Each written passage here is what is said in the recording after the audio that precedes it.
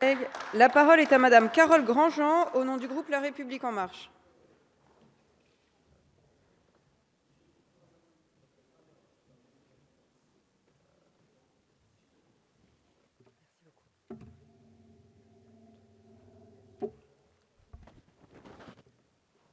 Merci Madame la Présidente, Madame la Ministre, chers collègues.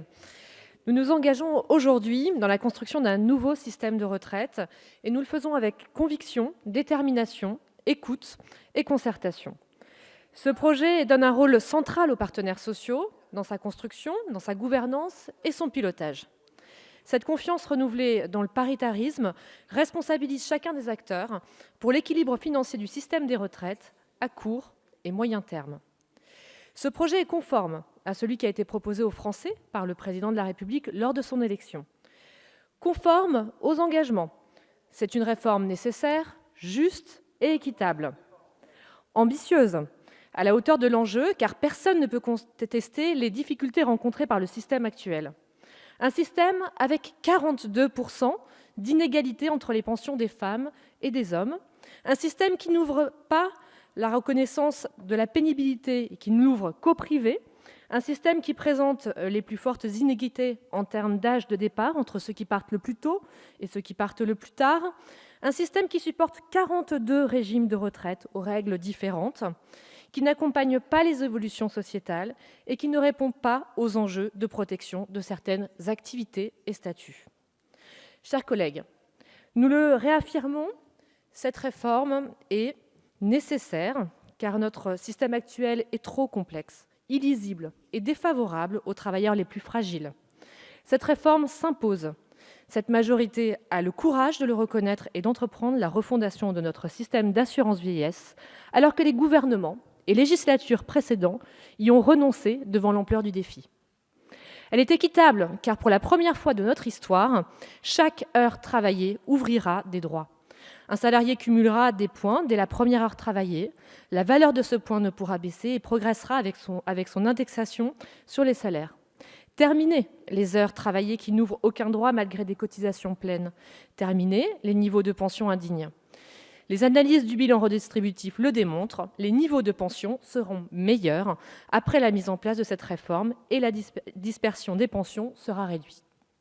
Elle est juste, car il pose le principe des mêmes droits pour tous, en assurant le maintien d'un système de retraite par répartition, fondé sur la solidarité entre les générations, et pour les générations futures, car c'est là notre responsabilité de législateur.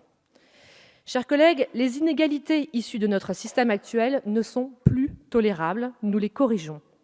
Je pense particulièrement aux femmes. Qui peut oser prétendre qu'il ne faut pas changer les règles quand les pensions des femmes sont 42% inférieures à celles des hommes?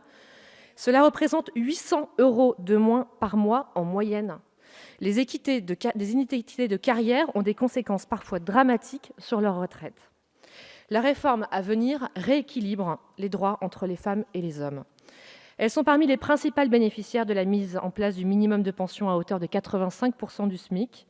En effet, c'est 70% des femmes qui sont à temps partiel, et c'est 70% des personnes à temps partiel qui sont des femmes, et elles sont une majeure partie des personnes rémunérées au SMIC. Les femmes sont aussi les plus nombreuses à travailler jusqu'à 67 ans pour éviter la décote. C'est injuste. Pourriez-vous, Madame la Ministre, nous indiquer quels seront les impacts sur les femmes travaillant au SMIC, parfois à temps partiel ?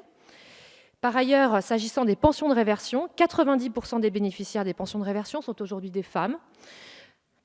Là aussi, le nouveau système de réversion, en garantissant aux conjoints survivants 70% du montant global des ressources du couple, bénéficiera avant tout aux femmes.